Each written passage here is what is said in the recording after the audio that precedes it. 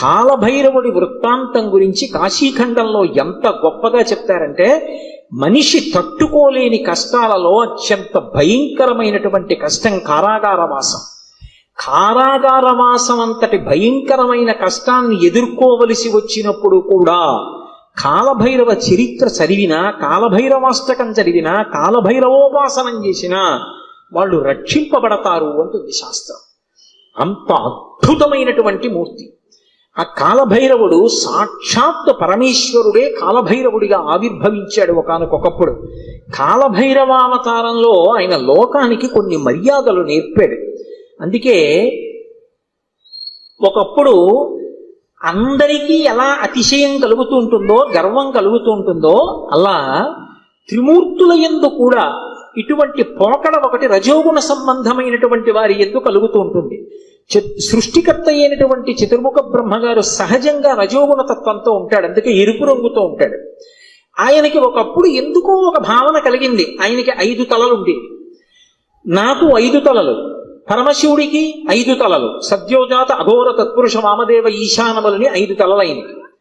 నాకు 5 తలలు, నాకంటే బ్రహ్మగారికి 5 తలలు. నాకు శంకరుడికి ఏం తేడా? మేమిద్దరం సమానం, నేనే సృష్టిలో అధికుడు అని వేదములను పిలిచి అడిగాడు. నేనా కాదా అన్నాడు. ఋగ్వేదము, సామవేదము, యజుర్వేదము, అథర్వణ వేదము కూడా నువ్వు కాదు, పరమశివుడే సృష్టికంతటికీ కూడా మహాపురుషుడు, ఆయననే వేదములన్నీ కొలుస్తున్నాయని చెప్పి ఆయన అంగీకరించలేదు. ఆయన అహంకారం తగ్గించడానికి శంకరుడు సభలోకి ప్రవేశిస్తే ఒక్కొక్కసారి అతిశయం, గర్వం అనేటటువంటిది కలగకూడదు, కానీ అది కలిగితే ఎంతటి వారిని కూడా ఎలా పడగొట్టేస్తుంది అన్నదానికి ఈ ఆఖ్యానాలన్నీ వస్తాయి. రామకృష్ణ పరమహంస ఒక అద్భుతమైన మాట చెప్పేవారు. ఒకప్పుడు ఒక మహారాజు గారు ఒక భద్రగజం మీద ఎక్కి వస్తున్నాడు. భద్రగజం అంటే ఎంత ఉంటుంది? గురువాయూరులో రాత్రి కృష్ణుడి ఆలయం చుట్టూ ప్రదక్షిణం చేస్తాయి ఏనుగులు, అందులో భద్రగజాలు వస్తాయి. భద్ర అనే జాతికి చెందినటువంటి ఏనుగులు. అసలు ఆ ఏనుగుని చూస్తే ఓ పెద్ద కొండ శిఖరం నడిచి వెడుతున్నట్టు ఉంటుంది, వచ్చి వరుస క్రమంలో నిలబడతాయి గుడి చుట్టూ. అది ఎక్కాలంటే నిచ్చినేసుకుని ఎక్కాలి. కానీ ఎంత క్రమశిక్షణగా ఉంటాయంటే, దాని కుంభస్థలం మీద కృష్ణ పరమాత్మ విగ్రహం పెడతారు. పెట్టి అర్చకుడు ఎక్కడానికి వచ్చినప్పుడు అది కాలు చాపి ఈ సంధి భాగం బయటికి వచ్చేటట్టుగా, ఎముక పైకి వచ్చేటట్టుగా ఉంచుతుంది. ఉంచి తల ఇలా పెడుతుంది. పరిగెత్తుకుంటూ వచ్చి అర్చకుడు దాని చెవి పట్టుకుని ఈ సంధి భాగమునందు ఎగిరి కాలు పెట్టి మెట్లెక్కినట్టుగా దాని శరీరం మీద ఎక్కేసి కుంభస్థలం మీద కూర్చుంటాడు. అంతెత్తునుంటుంది భద్రగజం. అది దగ్గర నుంచి వెడుతూ ఉంటేనే ఉద్విగ్నత కలుగుతుంది. అటువంటి భద్రగజం ఎలా ఉంటుందో అంత ఎత్తున ఉండేటటువంటి స్వరూపమైతే భద్రగజంలా నడుస్తున్నాడు రా అంటారు. అలా ఒక మహారాజు అటువంటి భద్రగజం మీద వెళ్ళిపోతున్నాడు రాజవీధిలో. అటువంటి ఏనుగు వస్తోందంటే దాని ఒక్కొక్క కాలు ఇంతంత లావు ఉంటుంది, పాదం ఎత్తి వేస్తే గుండ్రంగా ఉంటుంది, ఏ ప్రాణైనా అణిగిపోతుంది, అందుకని అన్ని పక్కలకపోతాయి. అటువంటి ఏనుగు వస్తుంటే కన్నంలోంచి ఓ చిరుకప్ప ఒకటి పైకొచ్చి కప్ప కాలెత్తింది. కాలెత్తి చెయ్యి బుద్ధి లేదు ఏనుగా పక్కకి పో అని ఆశ్చర్యపోయారు. రామకృష్ణ పరమహంస శిష్యుడు నిలబడి ఉన్నారు అక్కడ. వాళ్ళకి సిద్ధులు ఉన్నాయి. ఆ శిష్యుడు చూసి గురువుగారి వంక తిరిగి అన్నాడు, హే బ్రహ్మన్, ఒక భద్రగజం వస్తోంది, దాని మీద మహారాజు వస్తున్నాడు. ఒక కప్ప కన్నంలోంచి బయటికి వచ్చి ఏనుగు మీద కాలెత్తి పక్కకు పోతావా పోవా అంటోంది. దీనికి బుద్ధిహీనత, అతిశయమా? ఎందుకు ఇలా కాలెత్తిందని అడిగారు. అడిగితే పరమహంస ఒక్క నిమిషం కళ్ళు మూసుకుని కళ్ళు తెరిచి అన్నారు, ఇవాళ సాయంకాలం ఈ రహదారి మించి ఒక జేబుకి చిల్లు ఉన్నటువంటి లాల్చీ వేసుకున్న వ్యక్తి వెళ్ళాడు. ఆయన జేబులో 4 పావలాకాసులు ఉన్నాయి. పావలాకాసు చిన్నగా గుండ్రగా ఉంటుంది కదూ, ఆ కన్నంలోంచి జారి పావలాకాసు కింద పడింది. కింద పడిన పావలాకాసు దుల్లుకుంటూ ఆ కన్నంలోకి వెళ్ళింది. కన్నంలో కప్ప ఉంది. కప్పకి పావలాకాసు దొరికింది. ఇప్పుడు కప్ప దగ్గర పావలా ఉంది కదూ, ఏనుగు మీద కాలెత్తింది. పావలా ఉన్న కప్ప ఏనుగు మీద కాలెత్తితే అన్నీ ఉన్నాయనుకున్న నాబోటిగాడు విర్రవీగితే అందులో అతిశయం ఎంత విచిత్రమైన లక్షణాన్ని కల్పిస్తుందో చూడండి. బ్రహ్మగారి అంతటి వాడికి ఒకప్పుడు ఈ ఆవేశం వచ్చింది. ఎందుకు అంటే తలల సంఖ్య లెక్క పెట్టాడు. నాకు 5, నీకు 5. ఇదే బ్రహ్మగారి కౌశికీ వృత్తాంతంలో పార్వతీదేవి దగ్గర అంత వినయంతో మాట్లాడాడు. ఒకనాడు నా నొసటి నుంచి పైకొచ్చావు, నాకు పుత్రసముడివి, నా కాళ్ళు పట్టుకు నమస్కరించు, ఆశీర్వదిస్తా అన్నాడు. శంకరుడు చూశాడు, ఓహో చాలా ఉద్ధతితో ఉన్నాడు, అహంకారంతో ఉన్నాడు. నాకు 5 తలలు, తనకు 5 తలలు అనుకుంటున్నాడు. కానీ నా 5 తలల వెనక ఒక తత్వం ఉంది. అది తూర్పుకి తిరిగి ఉన్నటువంటి తలని తత్పురుష ముఖం అంటారు, దక్షిణానికి ఉంటే అఘోర ముఖం అంటారు, పశ్చిమానికి ఉంటే సజ్జోజాతం అంటారు, ఉత్తరానికి ఉంటే వామదేవం అంటారు, పైకుంటే ఈశానం అంటారు. ఈ పంచభూతముల మీద మోక్షం మీద అధికారం కలిగి ఉంటాడు 5 ముఖాలతో. ఖట్మండూలో ఉంటుంది 5 తలలతో ఆ శివలింగం. నాతో సమానుడు అనుకుంటున్నాడు ఈ బ్రహ్మగారు. ఆయన బ్రహ్మమస్తకావళి నిబద్ధతే నమః శివాయ అని పేరు. ఈ సృష్టి అంతా కూడా కల్పాంతం అయిపోయినప్పుడు బ్రహ్మగారు పడిపోతాడు. పడిపోతే చూస్తాట శంకరుడు, అయ్యో పాపం, మొట్టమొదట పుట్టాడు అందరికన్నా, వేదములు ఇచ్చి సృష్టి చెయ్యమన్నాను, ఈయన కూడా బొత్తిగా ఇలా శ్మశానంలో పడిపోతే ఏం బాగుంటుంది, ఈయనకో మంచి స్థానం ఇద్దామని చెప్పి ఆ బుర్రి తీసి ఓ తడపలో గుచ్చుకుని మెళ్ళో వేసుకుంటాడు. ఆయనకి చేతకాక కాదు, ఓ బంగారం గొలుసు చేయించి ఇచ్చేవాళ్ళు లేక కాదు, బ్రహ్మగారిని గౌరవించడానికి ఓ పుర్రేసుకున్నాడు. ఇలా ఎంతమంది బ్రహ్మలు విడిపోయారో ఆ పుర్రెలమాల పెద్ద మాల అయింది. పునుకల పేరు కంఠమున భూరి భుజంగము భూషణంబుగా అనయము భస్మధారణము ఎద్రి నివాసము మేరు విల్లుగా అనుగుగ దంతి జన్మమును హస్తమునందు కపాల చోళముల్ పడిబడి దల్తు శంకరు కృపావర రూపమును ఆశ్రయించదన్నంటారు.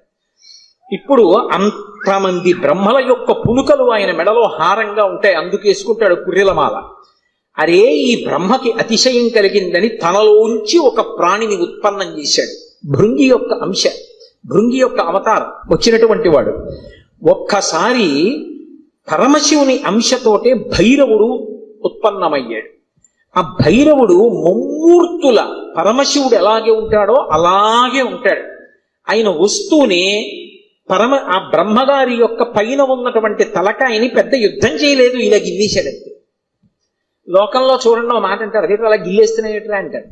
అన్నిటికన్నా తేలిక ఏంటంటే గిల్లేయడం. అలా వెళ్ళిపోతే ఇలా గిల్లేసాడు అనుకోండి, తీయిపోతుంది అంతే. అది బాగా బలం ఉన్నవాడు ఏం చేస్తాడు, గిల్లుతూ ఉంటాడు. గిల్లి గజ్జాలు ఎట్టుకుంటాడు రా అంటారు. అందుకే గిల్లేయడం అంటే అంత తేలిక. యువతల వాడికి బలం ఎక్కువ ఉంటే బలం తక్కువ ఉన్నవాడిని గిల్లేస్తాడు. అందుకే బ్రహ్మగారి 5వ తలకాయని కష్టపడి తొలగతోశాడం లేదు, గిల్లీశాడంటారు.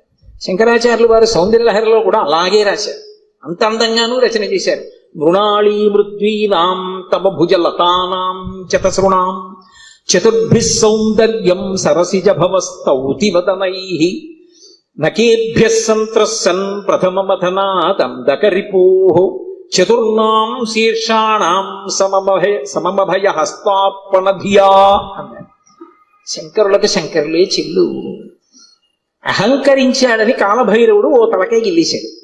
ఏమండి, ఇప్పుడు నేను ఇలా పట్టుకుని ఇలా గిల్లేశాను అనుకోండి, ఆ మిగిలిన పువ్వు ఏమనుకుంటుంది, దాన్ని ఒకదాన్ని గిల్లేండి నా జోలికి రాడనుకుంటుందా? ఏమో ఇలా అన్నవాడు మళ్ళీ ఇలా అంటే అది ఉడికిపోతే మళ్ళీ వచ్చేస్తుందేమో చెయ్యని. ఇప్పుడు ఇలా అన్నవాడు మళ్ళీ ఇంకోటి ఇలా అంటే 3 ఉంటాయి ఇంకా. అందుకని ఆయన ఏం చేశాడంటే బ్రహ్మగారు ఒక తలకాయ గిల్లేయగానే ఇంకా 4 తలకాయలు మిగిలాయి. అమ్మవారి వంక చూశాట. అమ్మవారు 4 చేతులతో ఉంటుంది కదా. అమ్మా, నేను తామర పువ్వులోంచి పుట్టాను, నీ చేతులు తామర పువ్వుల్లో ఉంటాయి, కాబట్టి మన ఇద్దరికీ ఓ బంధుత్వం ఉంది. అమ్మా, నా 4 తలకాయలు తామర పువ్వులు లాంటి నీ చేతుల కింద పెడతాను, కాపాడమ్మా అని 4 తలకాయలు గబగబా పెట్టుకెళ్ళి అమ్మవారు 4 చేతుల కింద పెట్టేటప్పటికి మళ్ళీ ఇల్లుదామని చూశాడు. పైన అమ్మవారి చెయ్యి ఉంది, నవ్వి ఊరుకున్నాడు. అలా అమ్మా, నీ చేతులు పెట్టుండకపోతే బ్రహ్మగారి తలకాయలు ఉండేవో ఉండకపోవు, ఏమో గిల్లేసిన వాడు ఓటే గిల్లుతాడు నమ్మకం. కాబట్టి నకేభ్యః సంత్రస్సన్ గోటితో గిల్లేశాడంతే. కాలభైరవుడంతే అంతటి ప్రచండ శక్తి స్వరూపం. కాశీఖండంలో ఆయన గురించి ఒక అద్భుతమైనటువంటి విశేషం చెప్తారు. అజుండు తాను అధికుండుననుచు గర్వింప కరనఖాగ్రమునత చిరము త్రుంచి సాకారయగు బ్రహ్మహత్యతో చనుదేరి సర్వలోకంబులు సంచరించి వైకుంఠమునకేగి రమా వైకుంఠు లచ్చించ అమృతభిక్షాసనం అరగించి కాశికానగర కంఠోపదేశంబున పగలవైచకరంపు బ్రహ్మపునుక ఆధిపత్యంబు పొందె కామారి చేత ప్రియవైచిన చోట కబురము చేసి కాశికాపురమునకు 7 గడయు చూపే క్రోధభైరవ దేవుండు ఉభజన్మ అంటారు. ఆయన బ్రహ్మగారి తలకాయ తుంపేశాడు. తుంపేస్తే ఆయన బ్రహ్మగారు బ్రహ్మహత్యాపాతకం వచ్చింది. పరమశివుడికి బ్రహ్మహత్యాపాతకం ఉంటుందా? ఆయన విధికి నిషేధానికి అతీతుడు. కానీ లోకంలో శివుడే చేశాడు కదా, మేమెందుకు చెయ్యకూడదని రేపు పొద్దున్న తెలియక జనులు బ్రహ్మహత్యాదోషం చేస్తే కట్టి కుడిపేస్తుంది. అందుకని దాని పాపం ఎంత కఠినంగా ఉంటుందో చూపించడానికి తాను బ్రహ్మహత్యాపాతకం పోగొట్టుకోవడానికి చెయ్యవలసిన ప్రాయశ్చిత్తాన్ని చేసి చూపించాడు. ఆ కల వచ్చి అంటుకుంది పుర్రె. ఆ చేతికి అంటుకున్న పుర్రెతోటి కపాల భిక్ష అందరినీ భిక్షాటన చేస్తూ లోకములన్నీ తిరిగాడు. తిరిగి తిరిగి తిరిగి తిరిగి ఒక రోజున వైకుంఠానికి వెళ్ళాడు. అబ్బా, ఇటువంటి అతిథి ఎక్కడ దొరుకుతాడు? ఊరక రారు మహాత్ములు వా రథముల ఇండ్ల కడకు వచ్చుటెల్లన్ కారణము మంగళములకు మీరొచ్చుట శుభమాకు నిజము మహాత్మ అంటాడు నందుడు గర్గుడు వస్తే దశమస్కంధంలో. అలా గబగబా పరిగెత్తుకొచ్చి లోపలికి పిలిచి శ్రీమన్నారాయణుడు లక్ష్మీదేవి కూర్చోపెట్టి ఆయనకి ఆతిథ్యం ఇచ్చారు. ఆ ఆతిథ్యం ఇచ్చినప్పుడు ఏదో లౌకికంగా ఉండినటువంటి అన్నం పెట్టలేదు. భిక్షాన్నంగా ఏం పెట్టారంటే మనోరథము అనబడేటటువంటి ఒక అద్భుతమైనటువంటి అమృతం ఉంటుంది. అది ఒక్క వైకుంఠంలో వాళ్ళ దగ్గరే ఉంటుంది. ఆ అమృత రసాన్ని పెట్టారు. పెడితే ఆ అమృత పాయసం ఆరగించి లక్ష్మీ విష్ణువుల చేత అర్చింపబడిన వాడై బయలుదేరాడు. అన్ని లోకాలు తిరిగి తిరిగి తిరిగి తిరిగి కాశీపట్టణానికి వచ్చాడు. కాశీపట్టణంలోకి ప్రవేశించగానే చేతికున్నటువంటి బ్రహ్మకపాలం ఊడి కింద పడి బద్దలైపోయింది. అంటే కాశీపట్టణం అంత గొప్ప పట్టణం. అందులోకి వెళ్ళగానే బ్రహ్మహత్య పోయింది. అప్పుడు ఆ లోపలికి వెళ్ళిన తర్వాత శంకరుడు బయలుదేరి వచ్చి ఈ కాశీపట్టణానికి అంతటికీ నిన్ను అధిపతిగా అభిషేకం చేస్తున్నానని కాలభైరవుణ్ణి కాశీపట్టణానికి పట్టాభిషిక్తుణ్ణి చేశాడు సంరక్షకుడుగా. ఆధిపత్యంబు పొందే కామారి చేత అంత అద్భుత రూపాన్ని పొందాడు. భైరవ అంటారు. భైరవ అంటే కుక్కకి భైరవ అని పేరు. ఎందుకంటే భయ్య నరుస్తుంది కాబట్టి, రవము అంటే శబ్దము, భయ్య నరిచి మీద పడుతుంది కాబట్టి భైరవ అంటే కుక్క. భైరవుడు వచ్చాడంటారు. కాదు, భైరవ అన్న మాటకు అర్థం ఏమిటంటే ఎవరిని చూస్తే హడిలిపోతామో, ఎవరిని చూస్తే భయం వేస్తుందో, ఎవరిని చూస్తే ఇక బుద్ధి పని చెయ్యదో అటువంటి భయంకరమైనటువంటి రూపంతో ఉండేటటువంటి వాడికి భైరవ అని పేరు. లోకంలో ఎవరైనా సరే బాగా పాపములు చేసి చేసి చేసి చేసి చేసి చేసి శరీరం విడిచిపెట్టేశారనుకోండి, ఈ లోకం విడిచిపెట్టి వెళ్ళిపోయేటప్పుట భైరవయాతన అని ఉంటుంది. ఆయన క్రోధ రూపంతో వెంటబడతాడు బెత్తం పట్టుకుని. ఆయన్ని చూసేటప్పటికి భయపడి చెమటలు కక్కుతూ పరిగెడతారు. పరిగెత్తి పరిగెత్తి పరిగెత్తి దాహార్తితో యమసదనం దగ్గర అగ్నిజ్వాలలతో ఉంటుంది తోరణం. ఆ తోరణం కింద నుంచి దూరుతాడు కాలిపోతూ. ఆ దోషం పోవాలి అంటే కాలభైరవ దర్శనం చేస్తారు. కాఠ్మండూలో కాశీపట్టణంలో కాలభైరవ దేవాలయాలు ఉన్నాయి. కాలభైరవ దర్శనం చేస్తే భైరవ దండన అని ఆయన వేస్తాడు. ఓ బెత్తం పెట్టి ఓసారి వీపు మీద కొడతారు ఇలాగా. అంటే అక్కడతో ఆ పాపాన్ని తీసేస్తాడు. ఆ చాలా అనుగ్రహమూర్తి. అలాగే కార్తీక మాసంలో వచ్చేటటువంటి పౌర్ణమి నాడు జ్వాలాతోరణం చేస్తారు. కొత్త గడ్డి తీసుకొచ్చి తోరణం కట్టి ఆ గడ్డి అంతా పెట్టి ఆవు నెయ్యి పోసి వెలిగిస్తారు. వెలిగించి పార్వతీ పరమేశ్వరులు పల్లకీలో వెళుతుంటే హరహర మహాదేవ శంభో శంకర అంటే భక్తులు కూడా పల్లకీతో వెళ్ళి మళ్ళీ వస్తూ ఉంటారు.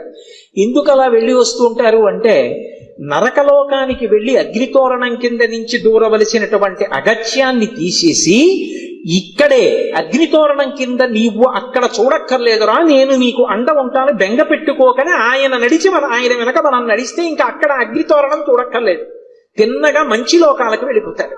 దానికోసం ఇక్కడ ఆయన అద్భుతమైనటువంటి జ్వాలాతోరణం చేస్తాడు. మనం చేస్తే అనుగ్రహాన్ని శంకరుడి ద్వారా పొందుతామని. అందుకని భైరవ అంటారు. శంకర భగవత్పాదులు కాలభైరవుని యొక్క వైభవం మీద ఒక అష్టకం చేశారు. దేవరాజ సేవ్యమాన భావనంగ్రి పంకజం వ్యాళ యజ్ఞ సూత్రం ఇందుశేఖరం కృపాకరం నారదాది యోగి బృంద వందితం దిగంబరం కాశికాపురాదినాథ కాల భైరవం భజే. నారదాది యోగి బృంద వందితం దిగంబరం అంటారు. ఆయన నారదుడు వంటి యోగి బృందముల చేత విధింపబడుతూ ఉంటాడు.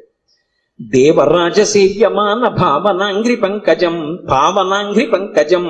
దేవరాజు అంటే ఇంద్రుడు. ఇంద్రాదుల చేత పూజింపబడేటటువంటి పాదపద్మములు కలిగినటువంటి వాడు. వ్యాళయజ్ఞ సూత్రం ఇందుశేఖరం కృపాకరం. ఆ చంద్రబింబాన్ని శుక్లపక్షంలో ఉండేటటువంటి తదియనాటి చంద్రరేఖని కొప్పులో ధరించి ఉంటాడు. ఆయన వ్యాళ యజ్ఞ సూత్రమిందు శేఖరం కృపాకరం నారదాది యోగి బృంద వందితం దిగంబరం. ఆయన దిక్కులన్నీ ఆయనకి అంబరములై ఉంటాయి. ఆ దిక్కులు అంబరములై ఉన్న మీదట కొత్తగా ఇక వస్త్రాన్ని కట్టుకోడు, దిశములతో ఉంటాడు.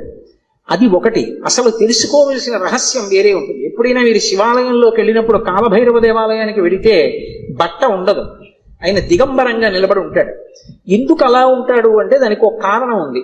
అంబరము దేనికి కట్టుకుంటారు అంటే, వస్త్రము కట్టుకున్నాడు అన్న మాటకి తాత్వికమైనటువంటి అర్థం ఏమిటి అంటే, లజ్జ పొంది ఉన్నారు, ఎవరు తనని చూసి సంతోషించాలో వాళ్ళు మాత్రమే సంతోషించాలి తప్ప అన్యులు తనని ఇంకొకలా చూడకుండా ఉండడానికి వస్త్రం కట్టుకుంటారు. సభాముఖంగా అంతకన్నా మాట్లాడకూడదు. బట్ట దేనికి కట్టుకుంటారు అంటే, ఏ పురుషుడు తనని ఎలా చూడాలో అలాగే చూడాలి. భర్త అయితే దాని అవసరం లేదు, భర్త కానివాడు ఇంకొకలా చూడ్డానికి వీల్లేదు. అంబరము ధరించి ఉంటారు. అంబరము భక్తికి సంకేతం. భక్తి అంబరమును కట్టుకుంటారు. భక్తి అంబరం కట్టుకుంటే పురుషుడి చేత ఆకర్షింపబడతాడు. ఎవరా పురుషుడు? ఒక్కడే పురుషుడు. పతిం విశ్వస్యాత్మేశ్వరగం శాశ్వతగం శివమచ్యుతం. ఆ భగవంతుడు ఒక్కడే పురుషుడు. ఆధ్యాత్మిక సంప్రదాయంలో అందరం స్త్రీలమే. మనందరికీ పతి ఆయన. ఆయన కొరకు భక్తి అన్న బట్ట కట్టుకుంటాం. అసలు పరమేశ్వరుడు ఎవరి కోసం కట్టుకోవాలి? ఎవరి పట్ల భక్తితో ఉండాలైనా? ఆయన ఎవరిని పొందాలైన? ఆయన పొందడానికి ఇంకెవరు లేరు, అందరూ ఆయన్ని పొందుతారు. అందుకే ఆయన బట్ట కట్టుకోడు. అంటే భక్తి అన్న నంబరం ఆయన కట్టుకోక్కర్లేదు, అందుకు దిగంబరుడు. ఆ దిగంబర అన్న మాటను అలా అర్థం చేసుకోవాలి. అందుకే యోగి సంప్రదాయంలో ఈ దిగంబర అన్న మాట మీకు కనపడుతూ ఉంటుంది. కాబట్టి నారదాది యోగి బృంద వందితం దిగంబరం కాశికాపురాధినాథ కాలభైరవం భజే. అటువంటి కాలభైరవుణ్ణి నేను భజిస్తున్నాను. భానుకోటి భాస్వరం భవాబ్ది తారకం ప్రభుం నీలకంఠమీప్సితార్థదాయకం త్రిలోచనం కాలకాలమంబుజక్షమక్షశూలమక్షరం కాశికాపురాధినాథ కాలభైరవం భజే. ఇప్పుడు నేను అష్టకం అంతా ఎక్కడ చెప్పను. భానుకోటి భాస్వరం, కోటి మంది సూర్యులు ఉదయిస్తే ఎలా ఉంటుందో ఆయన కాంతి అలా ఉంటుంది. భవాబ్ది తారకం ప్రభుం, సంసారం అనే సముద్రాన్ని దాటించేస్తాడు ఆయన పాదాలు పట్టుకుంటే. నీలకంఠమీప్సితార్థదాయకం త్రిలోచనం, నీలకంఠుడై హలాహల భక్షణం చేసినటువంటి శంకరుడై లోకములను అనుగ్రహించగలిగిన వాడై భక్తజనుల యొక్క ఈప్సితములను తీర్చగలిగిన వాడై ఉంటాడు. నీలకంఠమీప్సితార్థదాయకం త్రిలోచనం కాలకాలమంబుజక్షమక్షశూలమక్షరం, చేతిలో అక్షమాల పట్టుకుని జ్ఞానాన్ని ఇవ్వగలిగిన వాడై ఉంటాడు. అందుకే అక్షమాల అంటే ధ్యాన స్థితిని కటాక్షిస్తాడు. పుస్తకాలు చదవడం గొప్ప కాదు, ధ్యానం చేయగలిగి ఉండాలి. ఆ మనస్సు చెప్పినప్పుడు మాట వినాలి. పిలవగానే మనసు వెనక్కొచ్చి ఎవరిని చూడమంటున్నానో వాళ్ళని చూడాలి. రా చూడు పార్వతీ పరమేశ్వరుల పాదద్వంద్వాన్ని అనేటప్పటికీ అది గబగబా వచ్చి కూర్చుని చూడడం అలవాటు అవ్వాలి. మనసు ఎలా వినాలి అంటే, కుక్క మాట విన్నట్టుగా వినడం, ఎద్దు మాట విన్నట్టుగా వినడం మనసుకి రావాలి. కుక్క చూడండి అన్నాను అనుకోండి పరిగెత్తుకొస్తుంది, కుక్క పిలిస్తే వచ్చినట్టు. ఎద్దు చూడండి కొత్తగా గిత్తని బండికి కట్టారనుకోండి, బండి ఎత్తి పట్టి రైతు దా దా అంటే అది రాదు. బలవంతంగా తీసుకొచ్చి కాడి మెడ మీద పెట్టారనుకోండి తోసేస్తుంది, అటుపోతుంది ఇటుపోతుంది. 4 మాటలు అలవాటు చేసి కొట్టి దుక్కి దున్నించి చేశాడనుకోండి, ఆ తర్వాత రైతు ఇక ఎద్దు దగ్గరికి వెళ్ళడు. వచ్చి ఆ బండి కాడి పట్టుకుని ఇలా పైకి ఎత్తి పట్టుకుంటాడు. ఇలా ఎత్తి పట్టుకుని ఆ 2 కాడి ఇలా సమానంగా వస్తుంది అంటాడు. 2 ఎద్దులు నిద్రపోతున్నవి లేచి ఒళ్ళు విరుచుకొచ్చి మెడబెట్టేస్తాయి. పిలవలేదు ఆయన, ఏమి దా అని కూడా అనలేదు, అంటే చాలు 2 ఎద్దులు వచ్చాయి. అలా అన్నంత మాత్రం చేతనే ఎద్దులు వచ్చేస్తుంటే సాధన చేత మనసు వెనక్కి రావడం రావద్దు, రావాలి. అలా వచ్చేటట్టు చెయ్యగలిగిన వాడు, సాధనా బలాన్ని అనుగ్రహించగలిగిన వాడు కాలభైరవుడు. కాలస్వరూపంతో ఉంటాడు. అందుకే కాలకాలమంబుజక్షమక్షశూలమక్షరం కాశికాపురాధినాథ కాలభైరవం భజేత్. అందుకే కాలభైరవష్టానికి ఫలశ్రుతి చెప్తూ కాలభైరవష్టకం పఠంతి ఏ మనోహరం జ్ఞానముక్తి సాధనం విచిత్ర పుణ్యవర్ధనం శోకమోహ దైన్యలోభ కోపతాపనాశనం తే ప్రయాంతి కాలభైరవంగ్రి సన్నిధిం ధ్రువం అంటారు. ఎవరు కాలభైరవాష్టకాన్ని చదువుకుని ప్రతిరోజు కాలభైరవుడికి నమస్కరిస్తాడో వాడికి భక్తి, చిత్తశుద్ధి, వైరాగ్యము, జ్ఞానము, చిట్ట చివర మోక్షము ఆయన అనుగ్రహిస్తారు. శరీరం విడిచిపెట్టిన తరువాత భైరవయాతన పొందకుండా మోక్షమును అనుగ్రహించగలడు అంటే ఆయన ఎంతటి శక్తివంతుడో మీరు ఆలోచించవచ్చు.